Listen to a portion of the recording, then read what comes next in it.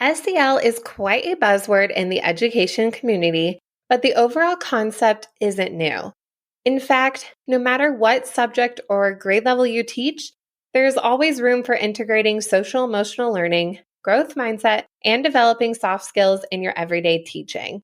Today, we have special guest Jill Loesch from the Self-Nurtured Teacher, and she is going to be talking about just that. She'll explain what SEL means to her, ways that you can embed it into your STEM and hands-on learning, and a variety of resources for teachers and students. This episode is packed full of actionable tips and resources, and I know you are going to adore Jill and her thoughtfulness, her sweet soul, and plethora of experiences.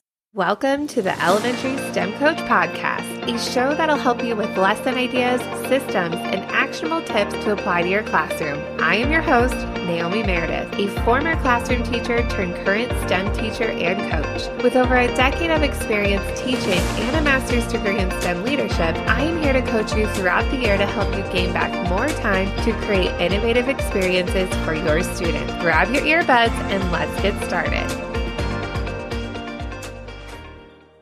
Well, thank you so much, Jill, for being here. I am so glad that we connected through a mutual business friend of ours, Molly Wheatley. And I did a training in her group, and then you were there and you were smiling and you were so excited about the topic. And then we messaged a bit. And then I'm like, I think you would be really great on this podcast with your expertise. And I really like the sound of your voice. So I'm so glad that you're here, and I know our listeners are really going to benefit from what you have to share today as it relates to SEL and STEM and hands-on learning and all of those awesome things that are so important for our kids no matter what age level they are. So to help us get to know more about you, tell us about yourself, your teaching background, and how you stepped into the role as the Self-Nurtured Teacher. Thank you. I am so excited to be here and love making these online connections with other educators.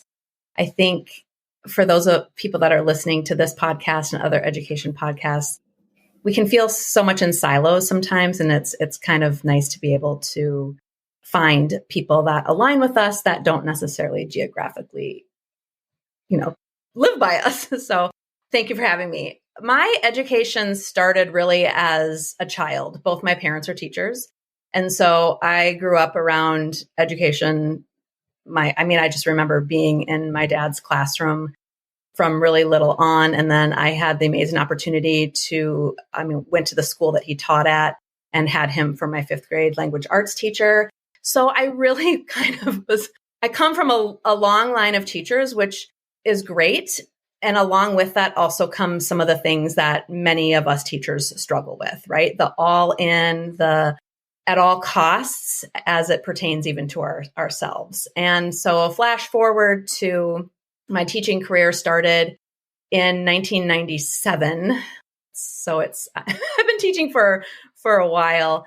And mostly I'm an elementary teacher. I'm also licensed preschool. So in Minneapolis, where I live and taught in, I've taught classroom pre-K through 2nd grade, but also was a literacy coach for K through 5 and an instructional coach for K through 5 teachers and students.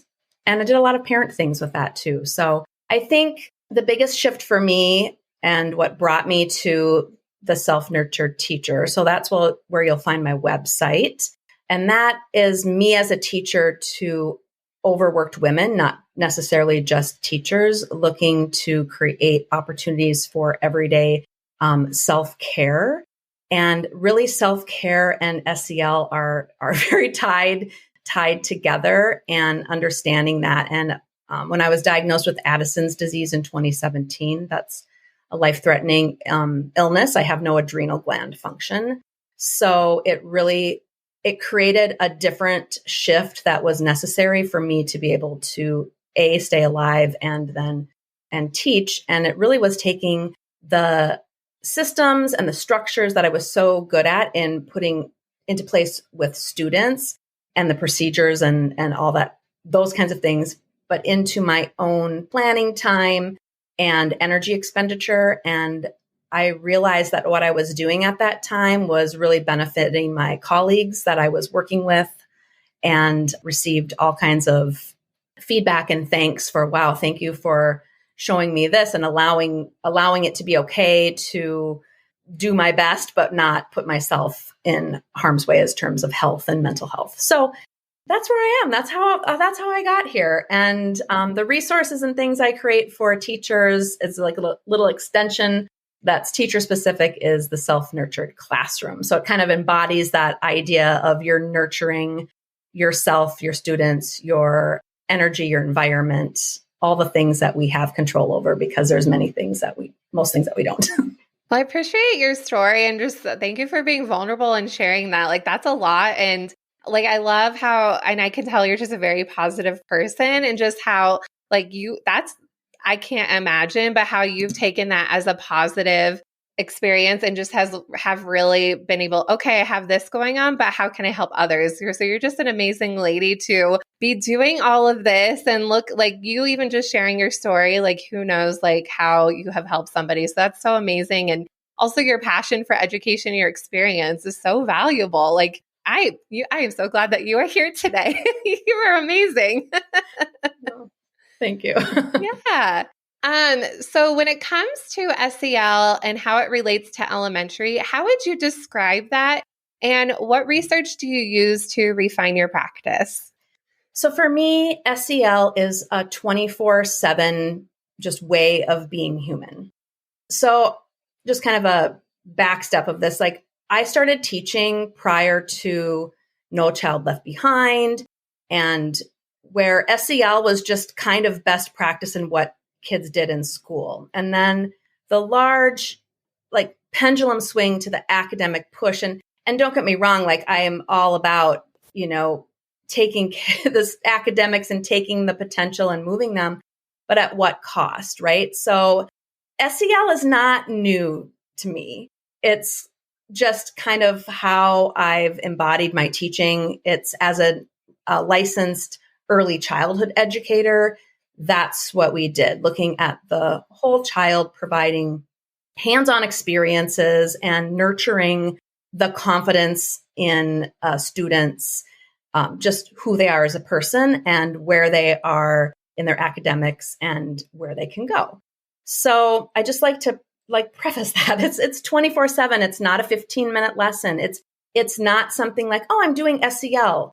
It's really how your day, your class, if you're a classroom teacher, if you are a specials teacher that are focusing on STEM, it's how you structure your entire time with those students when it comes to the mindset, the way your class is organized, just everything set up for them. And SEL in education for me is providing numerous real life experiences and opportunities for students and ourselves to practice within our space, to grow within that together, to really become just a well-rounded person and community member. I mean, that is the ultimate goal for me.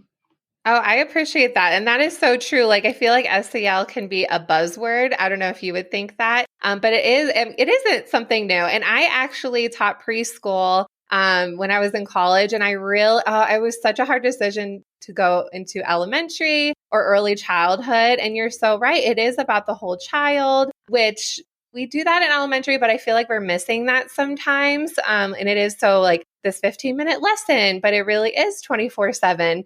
Do you have any specific resources or research that you've used along the years, or things that have helped you? I know your experience is like the best research of what you've done with kids. I know that I have that listed down. I had to write down. I'm like, yeah. And then it's like, oh yes. And then this, and then this.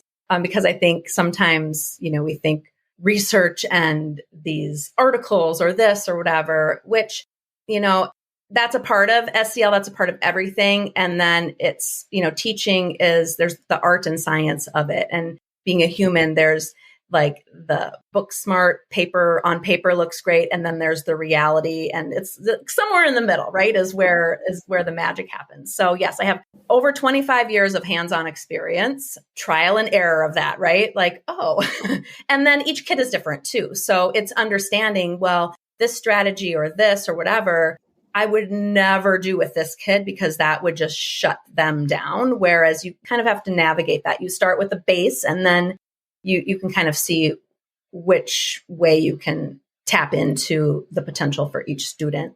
Most of my practice is really rooted in responsive classroom. I have level 1 and level 2 training, and I have had the great fortune of teaching alongside of 2 national trainers.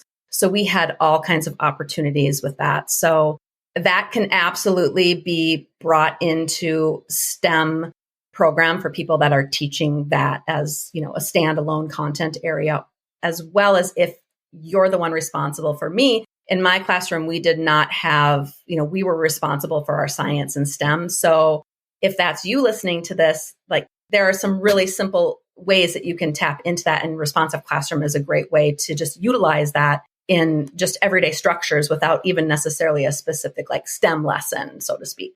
In addition to that, Envoy, which is a nonverbal, you'd think I would remember the acronym, but I don't.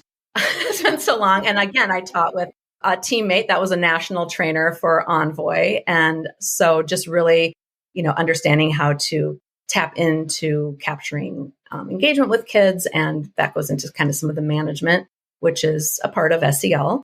I was trained, I have 2 different trainings in IBPYP program. I taught at a recognized, why can't I think of it? Certified, whatever the word is of an IBPYP program. I'm not sure if a lot of people recognize IB from a high school standpoint, but the organization has accredited elementary program, which is highly rooted in profiles and attitudes, which are directly correlated with SEL. And again, just being a human, being a risk taker, having empathy, being responsible, there's 20 of them between the 2.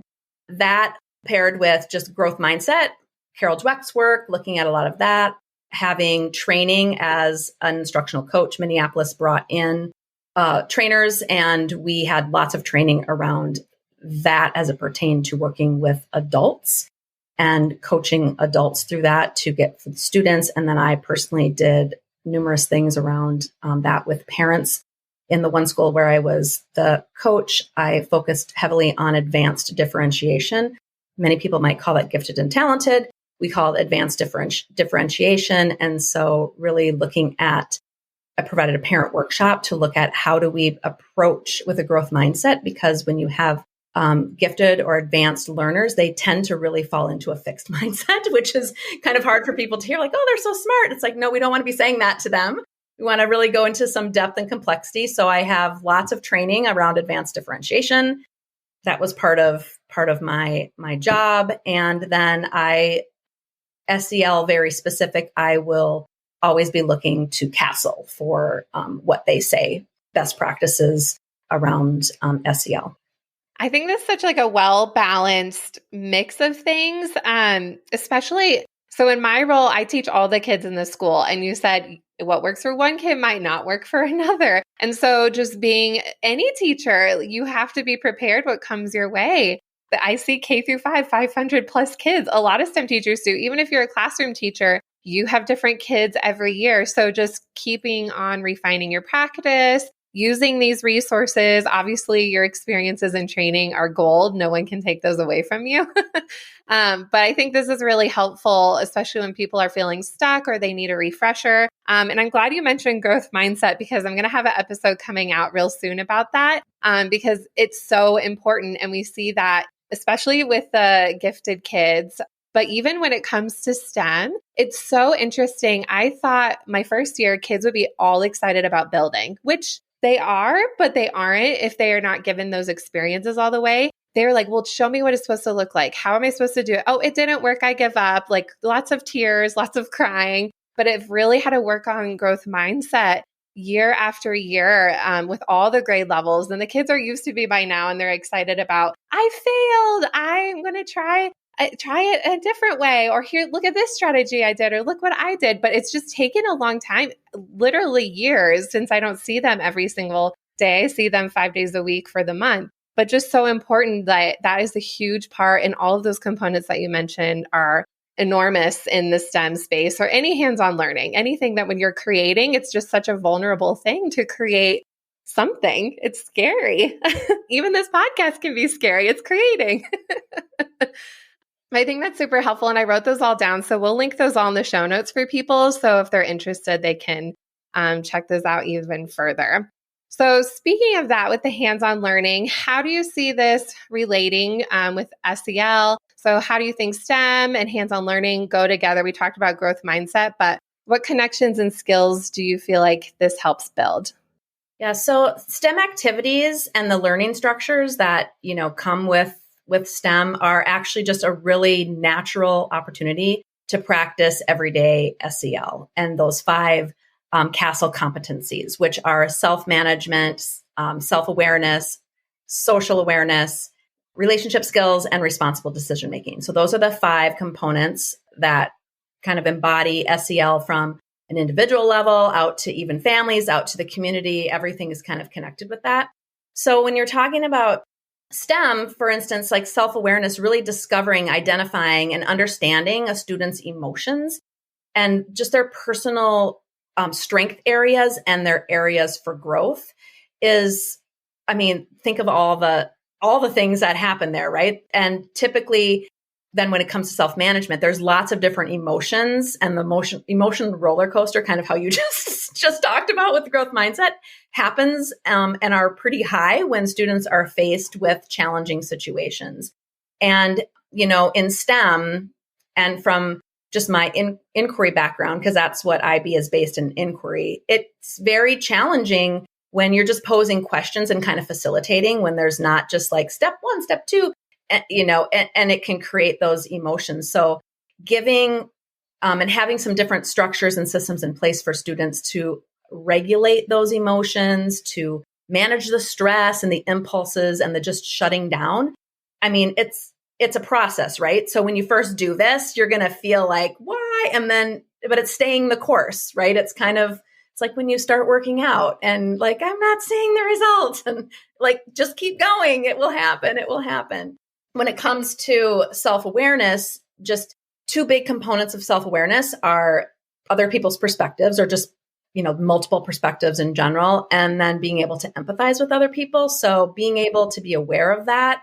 And a lot of STEM things happen in collaboration. It's not just an isolated thing all the time. So kind of understanding how that works, and that moves into the relationship skills, is that in the classroom. And then if someone, let's say, they grow up and they have a STEM job, teamwork is is a big part of that. And so being able to communicate, to listen, knowing how to handle conflicts is just really important. So that plays out in many STEM activities. And then the responsible decision making. The engineering design process is just like an overall great guide to like understand how your decisions can identify and solve problems, and the consequences of doing this or this, and then having to, go back. And so I think when it comes to a STEM lesson, but really this is just a great process to approach for just life, right? Like, oh, there's this problem. How could I solve it? And just so, before I forget, like what we did in my kindergarten classroom, and like I said earlier with my ELL co-teacher, we did a pictorial input chart, which is a GLAD strategy, on the engineering design process. And so really like had the pictures up and walking through and doing some specific charts around that, because they were inventing something. It was specific to the project and the unit we were doing, but also we connected that then to, oh, how does this connect with how we approach things in the classroom? So I am so glad you mentioned the engineering design process. We've been talking about that so much on this show. I even had a whole mini series, and I broke down each step for teachers. So there's an episode about the ask, there's an episode about the imagine. So it's not something new. It's not new. And you were doing this in a kindergarten classroom, not as a STEM teacher per se. It can be anywhere. And you just saw the importance in how they are building upon those soft skills. And I'm so glad you said that. Like, oh my gosh, you were so great. This is awesome. Yeah. So definitely those soft skills. That is what STEM is all about. And I tell the kids that all the time. I'm like, it doesn't matter what tools that you're using. You're here to build on skills that you're going to use the rest of your life. The tools are just a way for me to help you practice these skills. They're going to change. You're not going to have these robots when you're 25. But the skills, how you can collaborate and work together and problem solve, you need to have those skills, whether you're in a STEM job or not. You need to be able to do these things. So I'm so glad you said that, because that is like that's like probably the biggest why I am in STEM, is like all those soft skills. You get to be creative, but you're really building up yourself as a human. That is like the whole goal of my class. Well, it was kind of eye-opening. It's hard for me to say because it's been already so long since I started my IB career. I'm not even going to say I have to do math. It's like, it just feels like yesterday, but it's not. But I just remember being very awestruck in that time where it was like, no longer is education the place where, it used to be people come because that's where the knowledge was. But with just the technology advances and the information at people's fingertips, we need to create critical thinkers to understand processes and work together, because the kids that you're teaching right now, the jobs that they are going to have haven't even been created yet. I mean, even 5 years ago, would we have been like, oh, someone can be a social media manager and make a really good income with that? People would have been like, what? That is ridiculous. And so we don't even know what they're going to end up doing. So we really want to prepare them to handle challenges and be prepared for those really unknown situations. Oh, I didn't know I was going to be a STEM teacher. I didn't originally go to college for this. I knew I wanted to be a teacher. I went to school to be elementary ed. And then through experiment, kind of like the kids, I was really like hands-on. I've always loved hands-on learning in science. Let's be real. I've always loved that. But then STEM was coming about. I'm like, I think I can do this. And now I have a master's in that and went back to school and everything. But even for just teaching, there's so many new roles out there. And even having a teaching podcast, who knows? You have no idea what is going to be out there. So if we as adults can figure it out, then hey, we can totally get our kids to do it. We just have to we're their champions, we're their cheerleaders, by giving them those skills to be successful. So you mentioned the pictures for the engineering design process, which I think that's amazing. That's awesome. Are there any other ways teachers can easily implement SEL into their instruction, top ways you're like, oh, definitely do this, or this has worked really well, no matter what they're teaching? What would you recommend?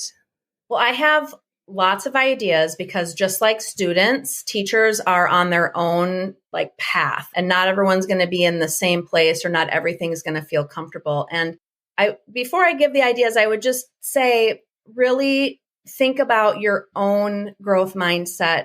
It's really hard to have students tap into that, and they can smell it if you aren't tapping into that. So getting out of your comfort zone and starting with the next small thing that feels doable, that starts stretching that, just like when we go to the gym, if we haven't been there forever or for a long time, we don't go to these really super heavy weights, or if we do, we have, we may not be back for a while. Yeah. So when I say that, just think about your own schedule, where you are, because really I am all about using the schedule you already have to determine where would be some appropriate times and good fits to implement aspects of the 5 CASEL competencies. For example, I love responsive classroom. Morning meeting is a part of that. If you are in the classroom, you can kind of bring in some STEM things if you're teaching STEM, like I was in the classroom. If you are like you, Naomi, and you're doing that, you can take maybe just 5 minutes, a real condensed and one part of a morning meeting to start building the community. Because here's the thing, your learners, in order to be risk takers in these things, need to feel safe in that space. And that's not going to happen day 1. It's not going to happen day 7. It's not maybe going to happen for some students until maybe the end of the year.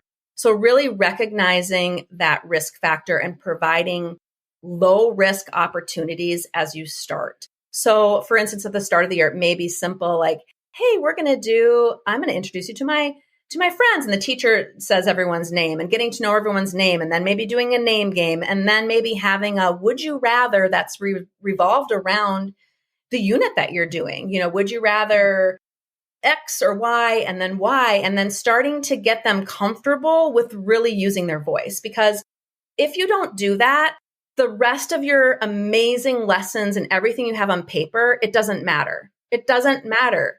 Good on paper means nothing if you cannot implement it in a way that brings kids to the ultimate objective. Because the lessons you're creating are not about you. They're about the students. And if the students aren't in a space where they can feel heard, valued, vulnerable, they're not going to explore those challenging things. And they need to know that it's okay to do that. So I would start with that. After that, really, there's so many ideas. Differentiation is key. You're going to have kids, just as when Naomi and I were talking, like a big range sometimes, and understanding where those kids that can do it, they need your support just as much as the kids that are really struggling. And that can be tricky, but what I like to use are the prompts of depth and complexity. Those are a really great entry point. They're icons. You teach them to the whole class. But let's say you have a group that's gone ahead on whatever the unit or project you're doing. You can say, oh, okay, now I want you to look for patterns in your findings or whatever, and just have that up there. And it's a really easy way for you to differentiate without planning. The idea isn't that you're planning all different lessons. You're teaching to the same standard with the same kind of idea. It's just getting kids that need to go deeper, going deeper into it. So that's a really great way. I kind of addressed this already. Really scaffold your year and your units from that low risk to high risk. And don't assume like, well, it's January. We've gotten to know each other and it's this really challenging unit. Don't assume that they're just going to jump in with like, whoa, yeah, I'm really ready to fail. Like, don't assume that. Just start low risk. And you can use engaging text to support thinking or concepts. Really, there's so many amazing texts out there. I wrote some books, Simple and Downs, like my class loved The Most Magnificent Thing, the Andrea Beatty books. There's one that I just recently came across. I've not used this in the classroom, but there's 3. Maybe you know about these, Naomi. What would you do with an idea? What do you do with a problem? What do you do with the chance? Oh, they're really good. Yeah. So, I mean, just really, really utilizing that and taking a step back, like go slow to go fast. So what if you take the first day of a new unit to look at a book that has concepts that they're going to be encountering, or mindset ideas that like, hey, they're going to really struggle with, this emotion perhaps when they're going through this. So I'm going to start with a book that's going to address that. And I would say do a beginning of the unit SEL questionnaire about the content and subject. Find out where the kids are and their feelings about it. That will give you so much information, and that they're feeling validated. Like, it's okay to say that I'm scared about this, or I'm nervous. I don't know about this, or whatever. Finding out where they're at, not just from a content standpoint, but from where they are in terms of how they feel they're going to do with it. And then having some exit slips that include a self-evaluation or reflection. And you can do that after certain lessons or at the end, especially. And that will give you good information that every class and every year is different, but you can take some common things to like, oh, I think I want to tweak this for the next time. I've not done this, but I thought about this when I was doing this. And I think I'm going to put this in, I'm going to make this for my TPT store, but I would have an emoji check-in system before, during, and then the completion of the projects. And there's lots of different ways you can have that. You can literally have them printed out, and you can just go with like kind of 3 or 4 basic kind of emotions. And even while they're working, they could just, put like, oh, I'm confused. And if they put that there as you're walking around or whatever, it's like, oh, it's just a real easy way, pretty, again, low risk. They're not having to be like, I don't know. And then a way for you to check in with either that individual or group. And then even creating just some posters of strategies, of course, that you go over of how to deal with your feelings when you feel like you're out of control or confused, or you want to just give up. Well, this fits in like every single thing you talked about. I've talked about in a different, like you're a great coach. I wish I could coach with you. Yeah, that is so true. And I wrote all of these down for people. So we'll link all of this, all the books that you mentioned. But teachers, I feel like, can do all these things that you're mentioning. You're like, oh, Or maybe they're like, I already do that. Or, oh, that's a cool way to do it. So those are just, like you said, you can implement it in your teaching every day, no matter what you teach. And if you do teach all the kids in the school. And I want to go back to when you were saying where you really need to create a space where students are feeling safe and they are feeling welcome. That is so true. And it's so hard when you're a specials. That's a big thing going from classroom teacher to specials, I feel like, is you have your same kids when you're a classroom teacher and you see them every day. You know them. You can tell when they're in the best mood or the worst mood. You just really know who they are. I used to do the 5 love languages quiz for kids when I was a classroom teacher, and it was so eye-opening and interesting to see how they felt the most loved. And one of my most neediest class, their love language was primarily quality time, which made sense. They always wanted lunch with a teacher for a prize. But as a specials teacher, that was probably one of the hardest things going into this role is I don't have them all day. And so I'm here year 5 and I know them pretty well, but it's just taken a long time for them to get to know me, get to know them, creating a space where they do feel safe, that they want to take risks, they want to have those challenges, they are feeling comfortable communicating, collaborating. And it's so different too. I don't know what they do with their classroom teachers. Like some are really strong about these strategies. Sometimes STEM is their only time of the school year where they get to work together.